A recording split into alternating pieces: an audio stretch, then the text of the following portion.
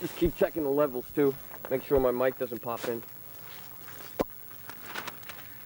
Watch my S's and P's. All right, one thing we want to speak about a little bit is about independent label. Right.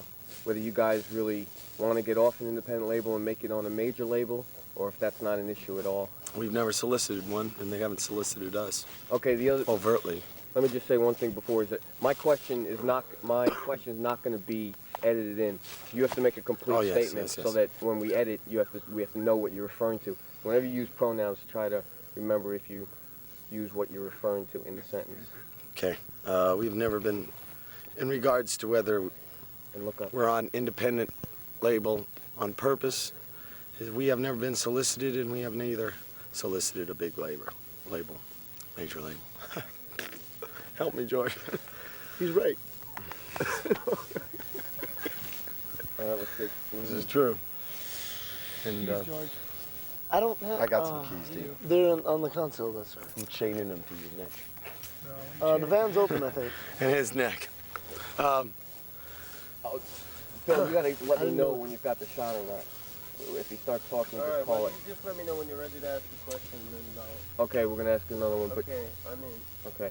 You want to know the difference between a big label and an independent label? This is probably freedom. We get to do anything we want in an independent label. That's probably why we haven't approached a major label, and they haven't approached us, because they probably want to tell us what to do. And do you think that if you were on a major label, you wouldn't be able to put out as many albums if you had? Probably, and they'd make us spend a whole... No, you probably have to put out as many albums as they want you to. That's right. And pay them back also. Spend as much as they want you to, and whatever. You put your neck on the line for them. And we'd rather put it on the line on our terms and not their terms. Okay. Do you want me to, pan over? Yeah. When he starts to talk. Like I said, we've never even been approached as far as big labels go. So obviously they know what game we're playing, and we know what game they're playing. Okay. Can you say something about the new album that's about to be coming out? There's 5 cover songs on it. Just say the new album that's coming out. Our new album. Title to it. Yeah, you said Three-way tie for last. No, you have to talk like he ain't asking the questions. So you have to put all of what you're referring to into one sentence. So if you use pronouns, if we edit it in, we don't know what you're referring to. Right, it's just... You have to say, what you're referring to. So like the new album called, do you want to say it, George? Yes, we have a new album coming out. We're right here in the middle. Called Three-Way. Take it, throw it in the house, or tie it under a truck. Just please. No, come on. Just throw it. Drive the car over his tail. And put it in the house and close the screen door. Just put it in the house and close the screen door. I should have worn my cutoffs and shredded them. Okay, we're going to go to George now. Can you come back a little bit? Because I can't get off the even without getting them back. Okay. Tell me, how's that? You don't really have to be that close. Okay, how is it? All we need... Okay. Go ahead, George. Actually, what? Just a little bit further back. Yeah. Lower. Yep. Okay, that's fine. Yeah. Now I've got you. Okay, so are you just in on George now? Well, now I've got the mic again. Okay. Could you maybe just get off to the side a little bit? Okay. How are we sitting? We okay for you? You guys are fine. Thank you.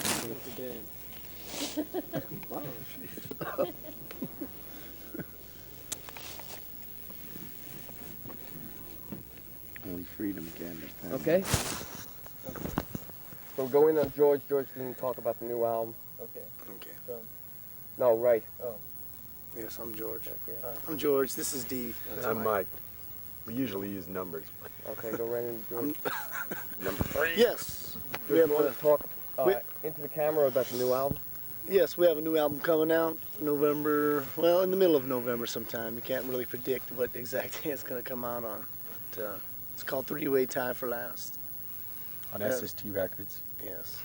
There's 5 copy songs on it. Yeah. And Echo on the drums? Yeah, a little bit of effects. Crunch. Usually when we record our records, they're usually kind of dry. Try not to use too many effects and stuff. Okay. Next question I'm going to ask is about Project Mersh. Either one of you guys can answer it, but it's about whether it was a distinct Career effort, move. right, can make it commercial. You know, probably heard the question about 50,000 times. Right. Whether it was a deliberate move to be more commercial, and tied into that is not being popular. Is that something that if that's important to you? Do you want to be really important? I mean, really popular? Really is. Hold it. Project Mersh. Wait a second. Okay. Project Mersh was no more a career move than our first record, Paranoid Time. It's just a different way for us to tell our story.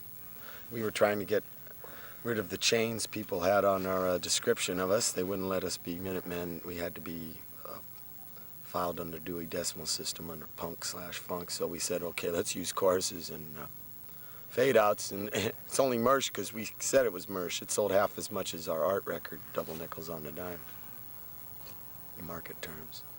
Okay. All right. Next question I'm going to be asked is about Price to move too, $5.98, and Double record was $12.98. Right. That should tell you something. Is about the politics of the band.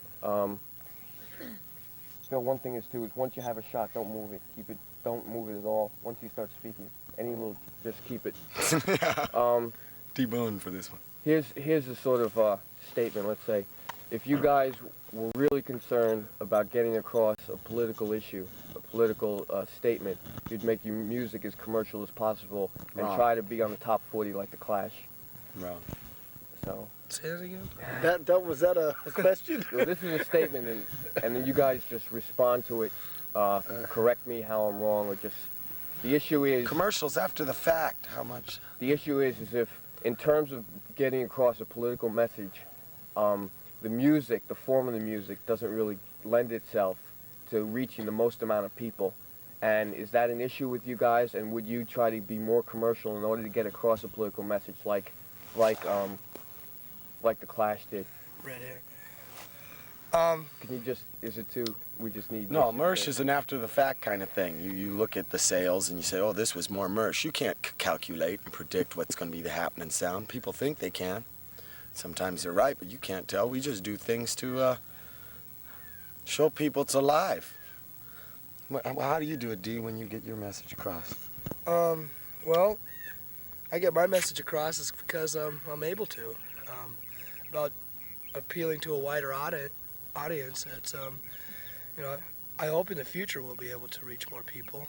You know, that's why we're changing our sound and making it more listenable on the radio and getting our points of views across.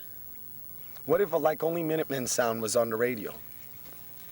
You know, and anybody else who tried Echo or stuff like this couldn't get on? Would everybody try to copy the Minutemen sound again on the radio? It's real hard. There's a lot of con involved. I think the Clash defeated their political message by, see, I don't think they were commercial. I think they just looked for a lowest common denominator. And I think they defeated their message. Nobody believed it. They said, look at this is a shtick. And we don't want to do that. And we try this Echo because the radio people always use this for an excuse. You know, oh, it doesn't fit with our other songs. So we want them just to say, hey, we don't like it. They always give us these excuses, so we try Echo and fade outs. Okay. Next I want to ask about the choice of covers that you guys pick. It seems to be pretty diverse. If there's anything that goes into picking what kind of covers you want to do, or if there's a particular era of rock and roll that you like more than anything else, or a particular kind of rock that you like more than anything else. Well, you want to answer that, people? Yeah. Okay. Yeah. Yeah. You can't move your hand on the mic. It's very sensitive. Oh, okay. You gotta like really. Okay. Just keep your fingers in one place. Okay. Many of the covers that we choose. Sorry. Yeah, go ahead. Many of the covers that we choose to play, a lot of them are from our past. You know, when we were young. A few have been blatant, you know, ranks on individuals that we associate ourselves with. Some are from punk rock bands. Some are from punk rock bands.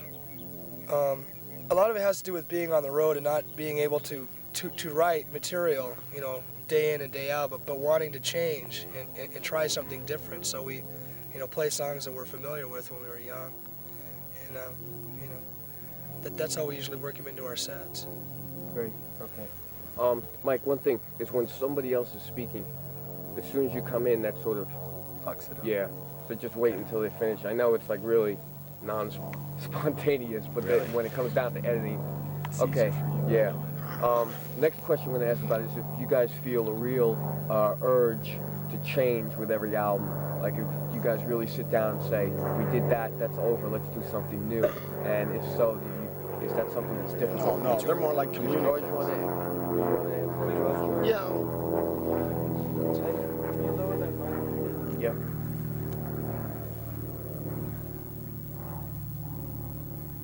Okay, you want to get George? Can you get a two-shot with George and D. Boone? Good. Well, they could. And if you could look into the camera, I know it's the sun's bright. But...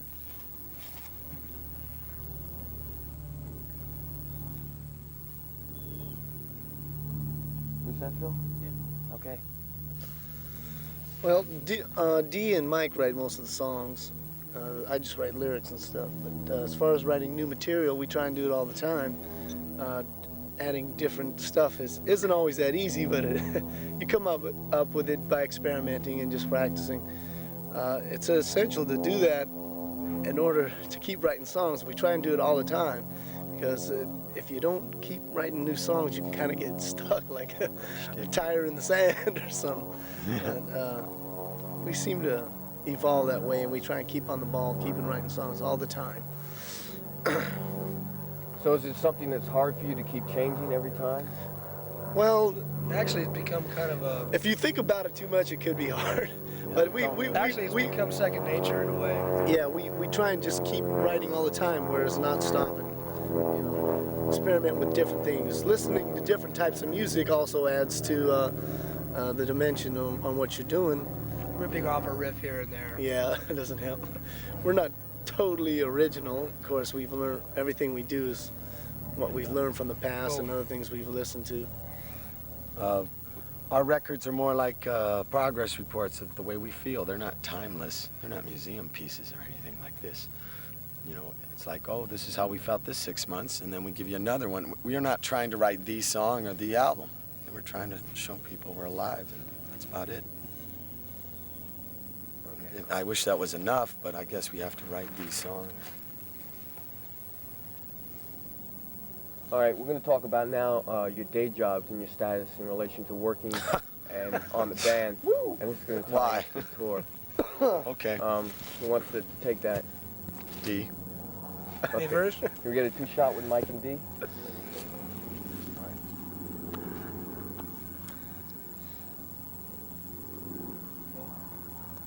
Up until about 6 months ago, I was working full time. Now I've lowered my status to a part-time warehouseman for the record company, which makes our records.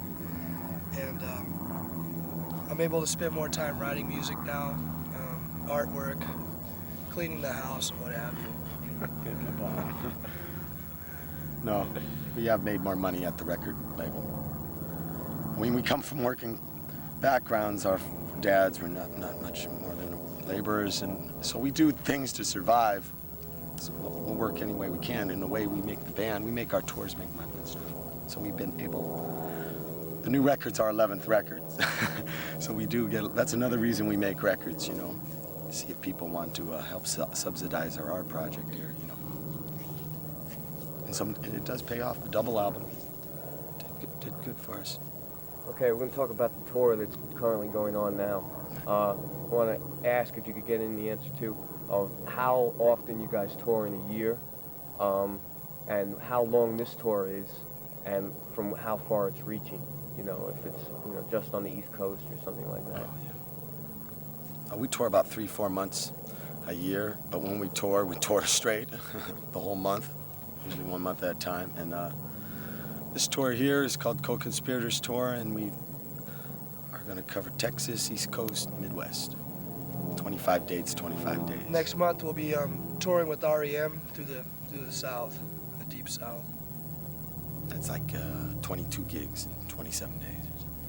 In front of, now that's bigger audience. Open up for REM, you know, we're going to play in front of 4,000 or 5,000 people, a shot on college campuses, and We'll see if it's Mersh, you know. I guess we should plan out an attack for him, but we're just going to give them the Minutemen sound and they get to vote on it. I heard Michael Stipe made a political statement about the president, and their audience booed him. It was about a week ago, so I don't know how we'll fare. I don't think we should hide it, though, with the romantics or the knack approach. Oh. You know. Good. Okay. Okay, I'm going to ask just a general comment just on touring, how you guys feel about it. Just any kind of like, any kind of spiel on it. Anything. That's our word. Yeah. It's my job. Anything that's happened so far? If you got nothing to say, tell me. I'll go on to the next question. You know, it's like working. You have to do it, like, you know, and it's kind of neat, and it's kind of lame, and it's kind of this, kind of that. It has its good points, its bad points. It But it all creates a works lot out. of comradeship between us. Oh, yeah. From almost duking it out to...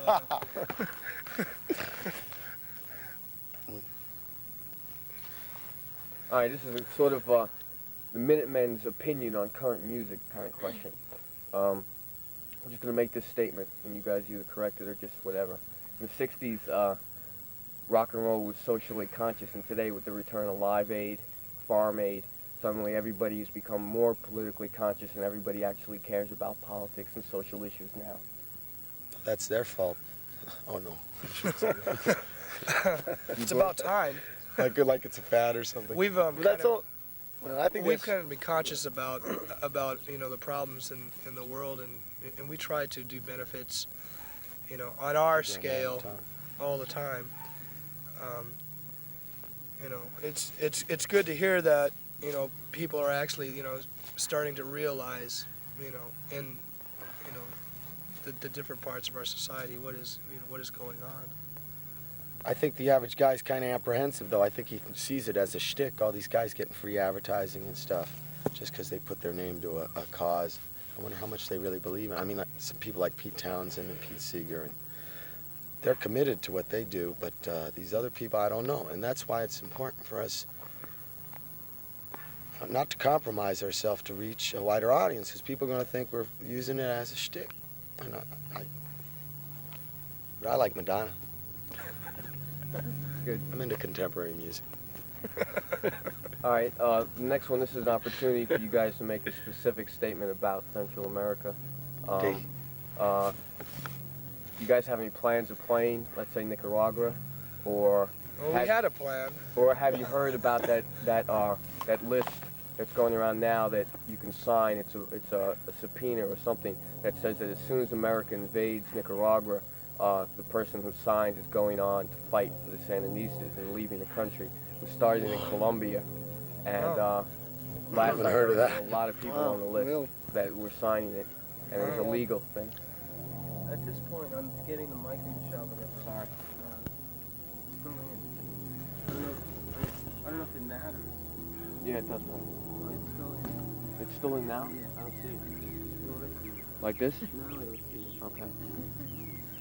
Well, the situation in Nicaragua, it's good to hear that, you know, Americans haven't forgot the lessons we learned about Vietnam. Some Americans. Some of the lessons, that is. And, you know, Some Americans. it should be stopped before it starts.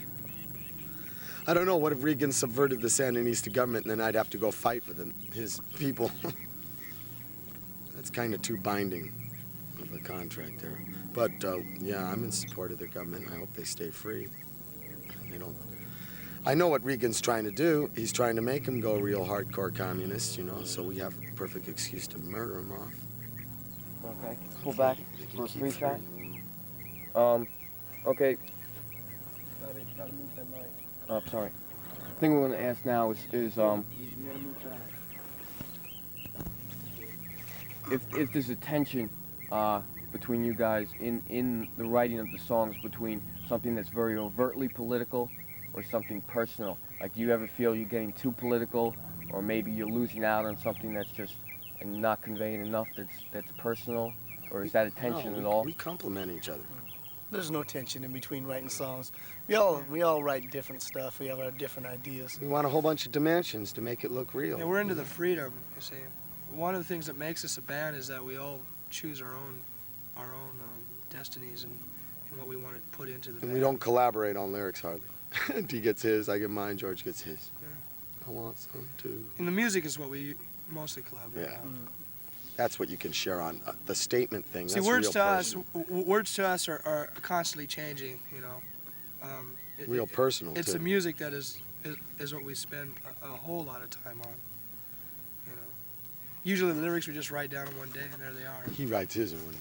I take time on it. How do the songs come about? They come about from a jam, or do you guys, does one person get an idea, and how long does it take? One guy brings a riff, and the other two dudes play off it. Sometimes they're spontaneous. Songs in the past we did off riff jams, things like that. We've written maybe out of 200, we collaborated about 3 or 4 of them musically, and lyrically about 3 or 4 too. One guy brings a riff, but we give him credit for the song. He knows he's going, what is this? He must. throw the ball every Friday. His name told us. Somebody, you guys are from the new apartments. Hey, Lamb. Army and Eskimo, and you tell them about the music, about your mom making me play bass.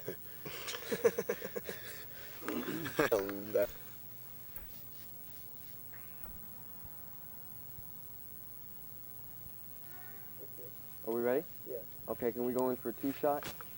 Boone and Mike. And are we rolling so we can get, let's let it roll for a little bit. Then George tells the story how we met him. And then we'll go to a 3-shot. He won't tell the the truth. shed. You ready? Yeah. Okay, the thing is, remember, as soon as they start talking, whatever that camera shot was, when they start talking, Met don't move us. it or jerk it at all. How we got together. Or we're music. just going to leave it on this 2-shot. No, at Martin. Ed. Tim Burbridge. Okay. But we heard you playing at the point. We knew you had a shed. How it came Well, if you together. insist, you might as well tell that one. Oh, shit. How it came together. Oh, yeah. I met D-Boom when I was 13, and he was 13 also, and where we lived in the park, he's playing Army, and he fell out of a tree on me, and from there, we got into models, building models, and then D-Boom played guitar. And he had something in common. He played guitar too, and we used to get together in my room. It was these old projects, these Navy projects that were condemned back in the 40s, and we'd sit there and rehearse, or not rehearse. We'd It was your house, too. sit there and play like one riff, over and over again, and my mom was very supportive. She let us do it even though she hated it. She liked it, and we used to invite friends over to play if they had bigger amplifiers than us, just to use them and things like that. And my mom, at first I was playing bass, but my mom didn't want me to play bass. She wanted him to play bass. So I had to. Well, it's not that he had to, but he agreed. And, I agreed. Yeah, so, and we used to sit there and maybe play "Smoke on the Water" over and over again, One riff. And it took about maybe two years before we figured that you have to tune together. 2. More than that. To actually make something worth our while. And high school came. Yeah. And then high school finished, and we were still not even writing our songs, still trying to figure out how you even get this. We were fighting over what the bass was on the records. We couldn't tell. And then we meet George somehow. Tell him, George. 3 shots. It's Hold it a second. Okay. Hold it. Sorry. Tell me when you're ready, Phil. I'm ready. Okay, George. Well, it's no mystery how I met these guys. Even though we're all the same age and we did go to the same school and graduate the same year, I didn't know them till after high school was over. And I met Mike at a friend's house. I think it was the time when he passed out in the bathroom and locked the door on all of us. What? Then he said, "Hey, join my band." So I said, "All right, dude." And I met D-Boone. What possessed That's you? pretty. Yeah, see, me and D-Boone had a hard time. We really didn't have a place to practice where you could really play loud. So we would find drummers with garages, and George had the shed. Well, drummers always had to have a place that you could play loud, right? I mean, Yeah. we're not playing on books all the time. His brother was our drummer, and he'd play on books in the bedroom. And George had a shed, and we thought, this is mono. And a drum set. He had a drum set too. So this was the real deal. Yeah. And then punk rock happened, and we saw other lame dudes getting gigs, and whoa, we can try this. We're lame. We started out playing covers, Blue Oyster Cult, and so on and so forth. Clash, Jam. Yes, and then we got to actually play in front of people. This was mind blower. We got our first band together. We had a singer then. We had 10 songs to take the world. Yeah. Well, we took part of San Pedro, but not the world. Yeah, the Hollywood people wouldn't even let us play up in Hollywood. Yeah, we couldn't get out of our own town. Actually, our first show was in San Pedro with Black Flag, Plugs, Alley Cats, The Descendants, and had a very rough teen post. yeah. The cops had to lock all these people from the suburbs in because the locals were going to kill them because they wrecked their toilet. You know. Had white riot on their backs, you know, and these guys were not. It was a heavily Hispanic area. It's funny how hardcore is supposed to be kind of revolutionary, you know, but it's not. In a lot of ways, it works against the people they're supposedly supposed to support. Maybe that's why a lot of it went racist and skinhead and stuff. Because it's like playground to me, a lot of it. We used it for music, for freedom, to do what we wanted. But as far as, I couldn't believe it. They come down here in this poor neighborhood and they wreck these people's team posts they just fixed up. Graffiti on the walls. It was pretty wild. We didn't even expect that to happen. We had to hide out a little bit after that gig. Let alone this show happening in our own little old town. Yeah, that was incredible. And Greg Ginn of Black Flag saw us our first gig as Minutemen when we got rid of the singer. We changed our name to Minutemen, and he said, "You want to make a record?" at our first gig. Couldn't believe it. And that's where Paranoid Time started in our career moves. And how many albums have there been since when you first started? Could you give the year when you started and how many albums there are, and including EPs there are now? Well, we played music since we were 13, but our Minutemen is 1980, and 4 7-inchers and 7 12-inchers. One cassette only, and one of those 12-inchers is a double album. Okay. That's in some FBI dossier, though, you can get that real easy. Do you want to speak, like, just really concisely, specifically about what punk meant for you? What, if that was in the mid-'70s, if you were referring to, and anybody can answer that. Well, to us, it was, we were musicians. Punk rock was to us that, we were musicians, and we were stuck on this vicious cycle of learning covers, not doing anything with them, playing, dumb parties and stuck stuff, in a garage. And Mike took me up to a club to see these these bands, and they were terrible, and I just had the attitude, God, I could do this, and it was open enough for anybody to jump in it, even though it was hard for us because we were from the suburbs to get gigs in Hollywood. We had the attitude, well, we'll get gigs happening in San Pedro. And that's kind of like where, Black Flag, kind of showed us that path also. Yeah, they were in the same idea. And the Suburban Lawns helped us out a lot, too. That they had their own little studio in Long Beach, which is, right across the harbor there. It was hard for them to get a lot of gigs, too. So they just threw their own gigs, and they invited us down, and it was like a lot of good shows.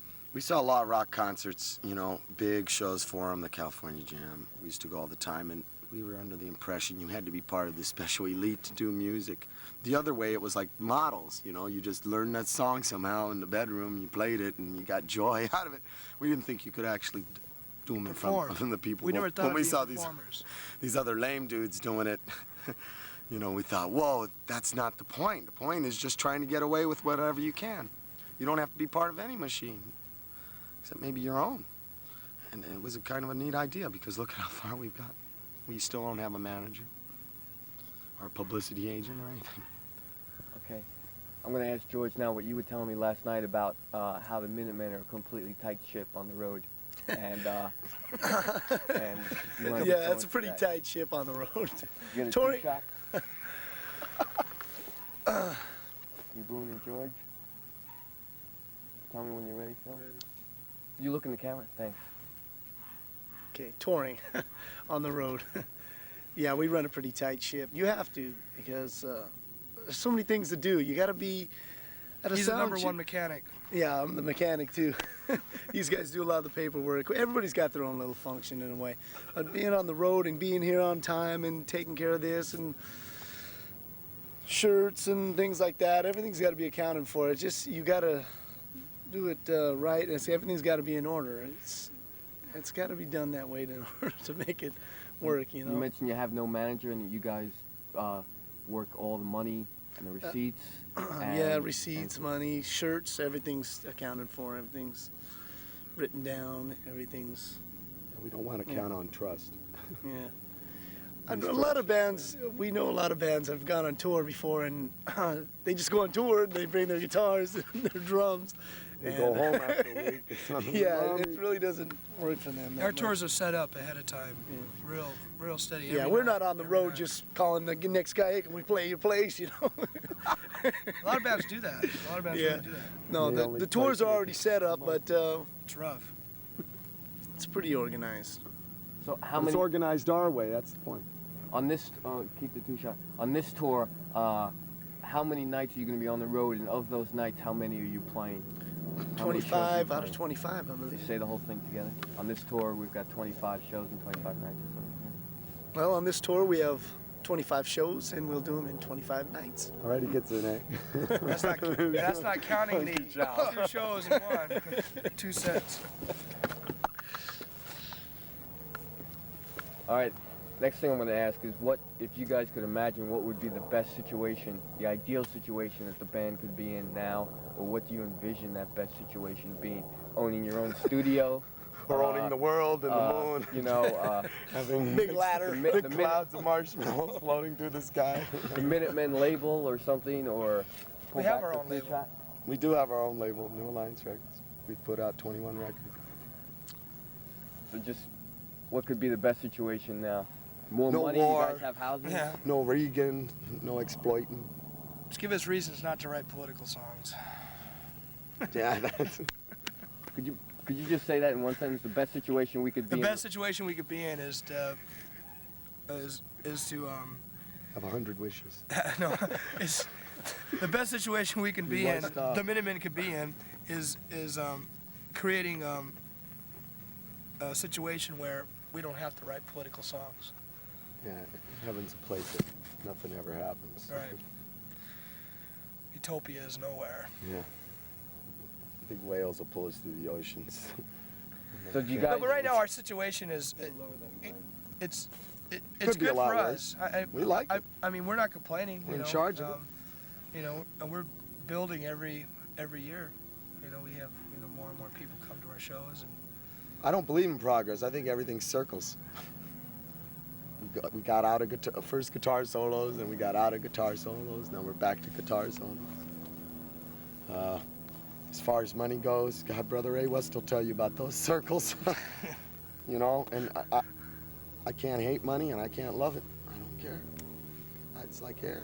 You guys, would you like to get more commercial airplay? I mean... Oh yeah, we'd like to share with people. well, our like songs. with Project Mersh was an attempt to get college airplay. Yeah. Didn't The well, body it bags. worked somewhat. It worked somewhat. Yeah, Double Nickel's got more though. Yeah. So can you say how the band has progressed from the beginning? I don't think it's progressed. Did you say the band hasn't progressed? No, we've learned a little bit, but I don't know if it makes our songs any better. Some people like Joe McCarthy's Ghost. That's Nan's favorite song, and it's got one riff. D. Boone has, what, 8 lines? Yeah, something like that. And there's no guitar solo. He doesn't even play guitar till the end part. But the power in that tune, and that's one of our first But we have songs. progressed in the studio and just our equipment and Sure. our playing, in that respect. But progressing. Yeah, what's progress? Sticks or Toto, Yeah, we're not like in that realm. Give me a break. It's from the heart, and I think that story, fingerprint, can we? We're getting make it better at expressing ourselves as we get older. I don't know. with Sometimes me. I get worse. Okay. Sometimes better. You do too, but I try. I don't know. We're trying to get better. Okay, we'll be Toto someday. We're Great. We still get out. We still have to be studio musicians someday. I don't know. People like Joe McCarthy's Ghost. Yeah. So is there any plans for any more horn players, violin players, string? Yeah. Fiddle. Yeah. Next record, fiddle. It's got to be on the arm. No chin Peels, stuff. what are those things called? Steel pedal guitar. And saw. And a saw by one of our that's definitely co-conspirators. That's not progression. That's regression. No, we want to use other instruments. On this the three-way tie for last. We made a conscious effort to just make it a rock record with us. But I sang one of the songs over the phone, you know, with the guitar. So it's artistic. Yeah, we're trying to give we use acoustic all guitars. kinds of things. They're just devices. It's all for us to use. Fade outs are the same as a horn or the saw. I like the saw. That's a new angle. Mm. Career move.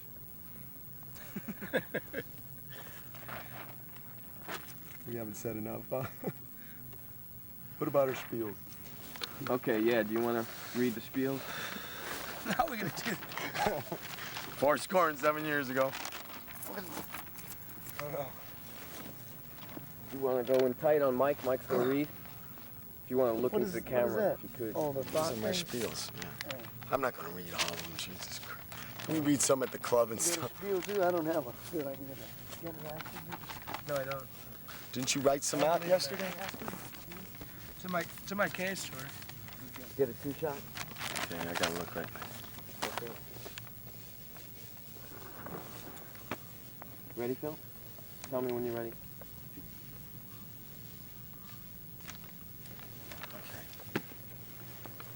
Don't do this one, man. That's the one. Go ahead, That's a Mike. spiel, though. Who's gonna go first? I'll go first. Or you can go. No. Okay.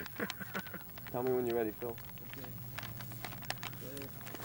We've been to many playgrounds. I guess we had a choice which ones we wanted to play, but our main choice was first to play. When it comes to toilets, expensive ones do smell different than cheaper ones, but they both get fouled when we're done with them. That's why you have to flush when you're done. Our goal is to make sure everyone has at least some kind of toilet. It's the act of flushing that brings people together, not that instrument that takes the load down. I think of ourselves as clowns sent to the bathrooms to inspire behavioral treason in the ROTC classrooms. On this tour, I'd like to play up the connections between Castro and Rambo. It should be obvious that neither Cuba or America have anything to do with this. However, it should be obvious that nationalism has everything to do with it.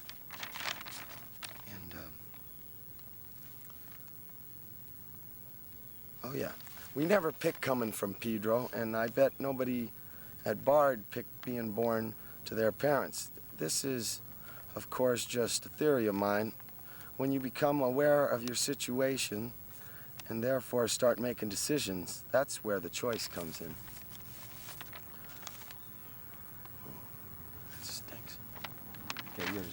Okay, when you just want to say these are little. These are our spiels. These are our little spiels we wrote down on the road. Yes. This is what I'm not we gonna do read in my the- big. I'll read my big spiel later.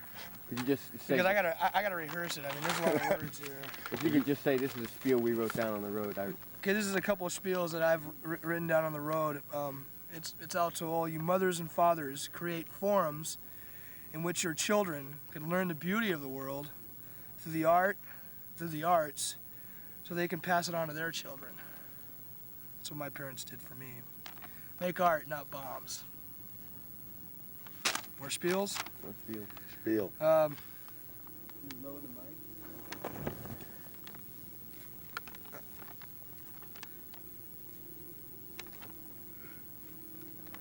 I'm gonna read this one. Okay. It's a part of the whole plan to have rich, middle class, and poor all being artists. Okay. I don't know what to say about art school because I've never been in it. No, just scratch that. I gotta read it. I was driving when he wrote it for me. Yeah. Stenographer. Okay, here we go. A message to all artists. Where'd he go? Okay. Stop the madness in Central America. Draw a picture for Nicaragua. Cool. I'll give you some more spiels later. Yeah. I gotta rewind. I can't read some of this. Van's moving up and down, and he's speaking fast. You got any more, Mike? Where's George? Okay. D-Boon, the next thing I'm going to ask you, if you could just think about it now, is if you can come up with any sort of philosophy of the Minutemen, or not even philosophy, but the We have a Minutemen. philosophy. Okay. So if you want to think about that while Mike's talking, we'll get a one shot now. Oh, 2 shots, fine, just as it is. And just one more. Ready? Yep. Okay, great. We're going to go 2 shot as is. Okay, you want to tighten up just a little bit more and bring the frame up to the edge of the chair of Mike. And we'll leave the space on the right. Brother Mark, is Brother West going to have some time to get some dry cleaning done today? I don't want to do it in the city if we can avoid it, like on the way. No, we got to get to the city. But you guys could meet us at the club. Yeah, that's what I think we we should have do. to go to the music store. Very bad, imperative. Okay, you want to just You meet know at the the club? city. Yes. What time are we going to try It's to meet at the 19 club? Irving Place. Try to Right. get there at 4. 4 o'clock, okay. Or 3:30. No, try to get there at Can I 4, hold the Brother dog Ken. when I'm talking? Yeah, when you give the philosophy of the Minutemen. I'll hold the dog. Hold it a second.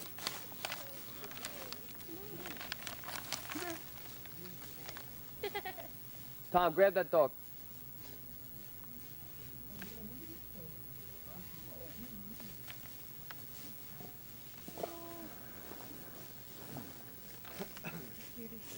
All right. Okay, 2 shots. All right. Okay, Mike. Due to the times being very trend-oriented, I guess this is some kind of sharing in its own way. Most toilets are not painted. In fact, I would guess 9 out of 10 toilets are a generic porcelain white. This is fine for toilets, but what if everyone had to sign his or hers last name? D-Boon. Fran, get one more take. Can I do it?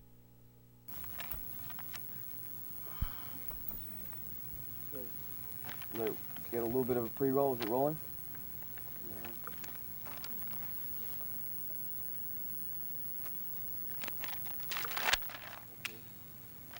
Got the shot? I don't see anything. You got power still? Yep. Oh, I know. Okay. Okay, that's good. Tell me when you're ready, Phil, when you think that's good. Mike? Due to the times being very trend-oriented, I guess this is some kind of sharing in its own way. Most toilets are not painted. In fact, I would guess 9 out of 10 toilets are a generic porcelain white. This is fine for toilets, but what if everyone had to sign his or hers last name in the same way? For example, everyone used the same typewriter. Rich and poor don't even enter into this, provided everyone has access to toilets, last names, pencils, and typewriters. This is our goal. Great. That's my All right, spiel. we're going to get one more thing. D. Boone's going to give the philosophy of the Minutemen, and we can get everybody just to sit in. George? I have some releases for you guys to sign also. That's exactly what I was going to ask for you. Okay. Yes. Trade our papers. George, you want to sit in?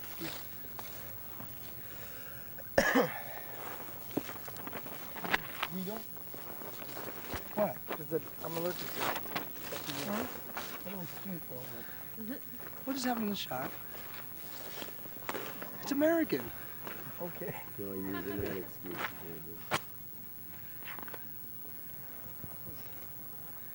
You ready? We're going to wait for Mike to sit in. We're going to get all 3 band members. Oh, am I in the shot? Yeah.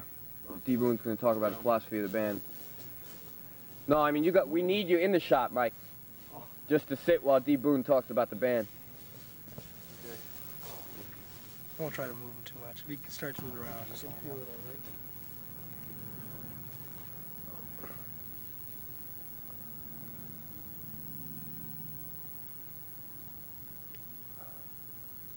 We can just keep it rolling.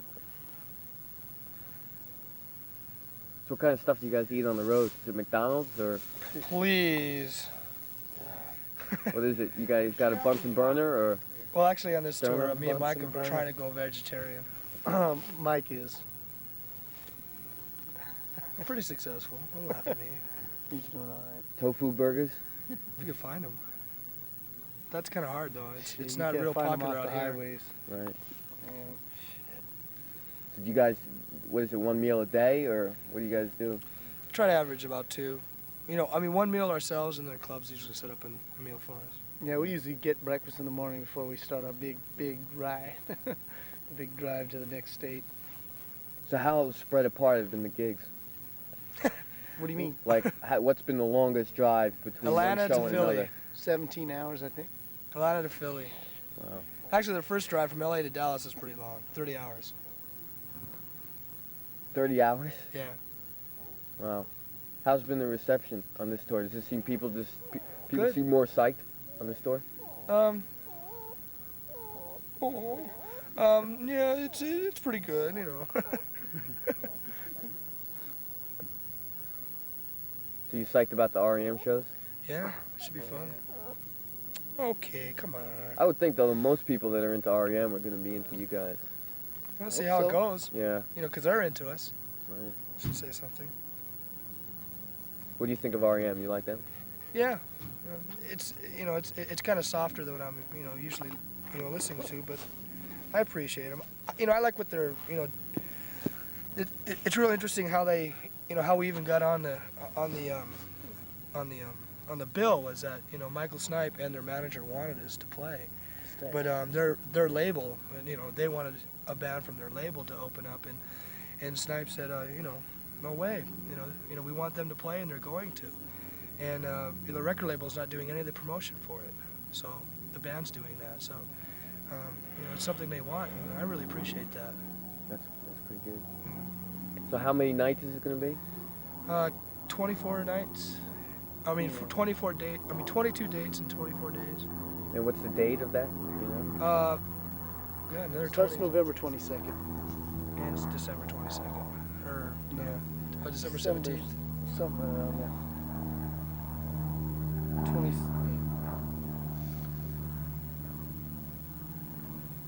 Oh, Mike went He to- could have been a star.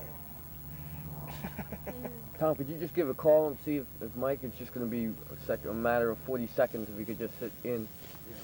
Because I need all three when to talk about the band. So tonight you're on with Live Skull. Oh yeah? Yeah, are you familiar with them? They're sort of, you ever heard of Rat at Rat R? Yeah. We like played that? with them. Swans. It's sort of like that kind of trony kind of, I don't know how to describe it, but they've got a steady beat the whole time. Yeah, I guess I can't really describe it, but it's in that same vein. Swans, Rat at Rat R. Tomorrow night at, I don't know who Phantom Toll Booth, I don't know who they are, playing with you at Maxwell's. Phantom Toll Booth. Yeah, that's the name of it. I don't know who they are. You like playing Maxwell's? Is it too tight Yeah, for you it's a guys? good place. I love that place. Yeah, Sorry, we last only time played we there played once. It was Yeah, good. It was really Oh, tight. sure. Yeah. I mean, it was like tight ain't the word for it. between you We on the played there in stage the and the crowd, summertime. it was one ripple. Yeah, I mean, right, It was like yeah. one thing Yeah. that was bound Well, they rippling. pack them in there, They just did a half-hour show on Hoboken Maxwell, Channel 5. Yeah? It was all in New Jersey and New York. The Hoboken Sound, they tried to call it. I know, it's pretty funny. I mean, I never really heard of that name until we weren't there. It was a strange name. You got any favorite bands right now? Rad Waste from LA. They're a new band. They're going to be putting out a single soon.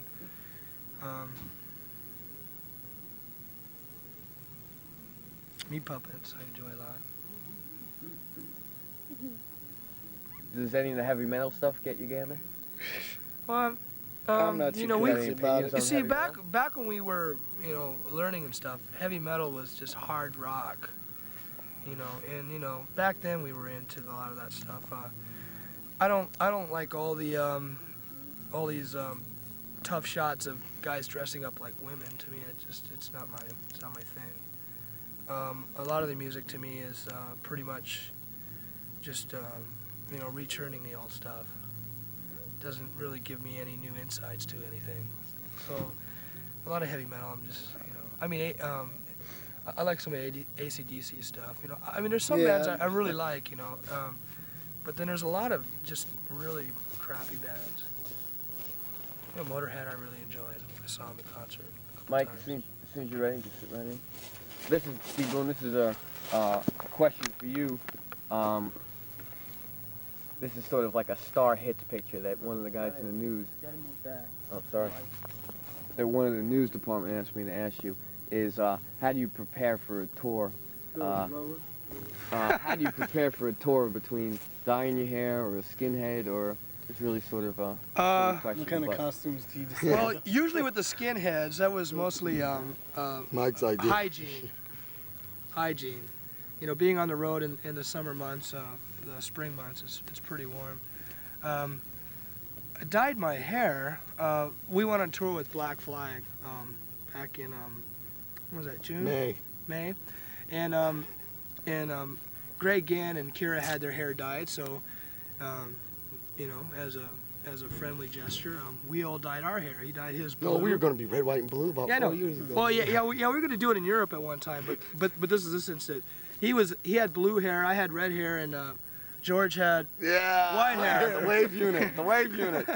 And the wave unit's unleashed. I just kept mine that way. He's kept his that way. Mike had too many embarrassing moments. I get a few actually, but I just tell him it's my real hair. And people blue hair. I mean, and I know, blue hair. And it was purple. I even had to dye this out a little. All bit in 1 week. I've only had colored hair 1 week.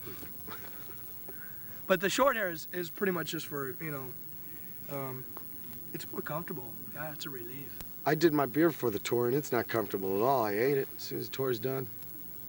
It's all for Fidel Rambo look, you know. I'm into costume, too. All I brought was army clothes or long underwears. I did this when we first, you know, I grew this little goatee when we first played the Blue Note in Boulder, which is a renowned jazz club. We found out he could drop the grown. It's like, you know, I wanted to have it when we played with James Blood Ulmer. Yeah. Just to, you know, I don't want to cause any confusion. I mean, we were like totally bald with, you know. That's one thing. Are you guys way into Blood Ulmer and you guys talk with them at all? Yeah. Oh, yes. Yeah. Great. Intensely. Great. Yeah, you guys. We are musicians, too. But, and we People never... were like spitting on us, In the old throwing days, shit at never us. changed strings. Because the idea was get the hell out of here as fast We only as played possible. half-hour sets, so, you know, changing the Well, strings. we were like, opening band and stuff, and our music was real extreme. All we could get was gigs in front of these little kids, and they're looting on us. They're so Nazi about it. It wasn't like punk rock at all, you know, where you could do almost anything. You had to be one way. And we said, fuck you, but it was a little fuck you. Sorry, Have there ever been any real harsh situations with the people really hating you and getting aggressive? Have you played in some real down and out place? In Austria, it happened once, a couple times actually. Throw stink bomb, condoms. Right when the gig went on, I got hit with all these used condoms. I never really hit anybody in the audience except for there. Pushed a mic on him. Well, he kept pushing me in the his face. I teeth. just had to walk up to him and just slap him once, and he kept doing it. Then he kept spitting on me, so I just you know. They were very drunk. Yeah. Yeah, they drink a lot of beer. And the Europeans, we were one of the first punk bands there, and they were really into, you know, why aren't you all in black and Mach Schnell, you know, Nick Schwarz, Pogo. So what's the reception to the Minutemen outside the States? That was 3 years ago. What's your best country? Is England into Italy Yeah. and Denmark. Denmark was, yeah. Has it just been one international tour? Yeah, Black Flag had us open. And they never saw American punk bands before, and they were really expecting some kind of a Nazi assault or something. They're real mass-oriented in a way, really strange. Okay, Maybe it's Played a different. lot of German cities. Yeah, we didn't get to talking play about, in Italy. basically. Yep. Oh. Okay, we get sort of a tight 3-shot, and D. Boone's going to talk about philosophy of the band, and that's going to be it. If we got... Mike, if you mind looking at the camera? Oh, yeah. Phil, tell me when you got a shot and just hold it. Our philosophy in the Minutemen has, we're students of democracy and the things that this country represents. Not what it represents, but what it should represent. We, in our band, each of us has a vote, and each vote is valid. And if one decides to choose a certain path, then we all have to follow it. It's that's how we work it in the band. And just using democracy in everyday life is something that we try to push. With our triple album that we're doing next summer, we're going to have 3 sides that are going to be live, and we're passing out these ballots. Pardon the English, but all our fans are gonna vote on the 30 songs that they want to hear on the live record, and it's called One Song, One Vote. And we're gonna tally them up April 1st, and we're gonna try. It's gonna be kind of hard remembering all those lost chords and riffs to put it on our live album. And one of our philosophies in the Minutemen also has to do with that all people, there should be more interaction with music and everyday people, because that's what we are. We're just, not to use the the famous song quote, but we we come from working class families, and we play our music the way we want to do it, and it's people are into it, and we would just want to let people know that there should be a band on every block. There should be a nightclub on every other block, and a record label on every other block after that.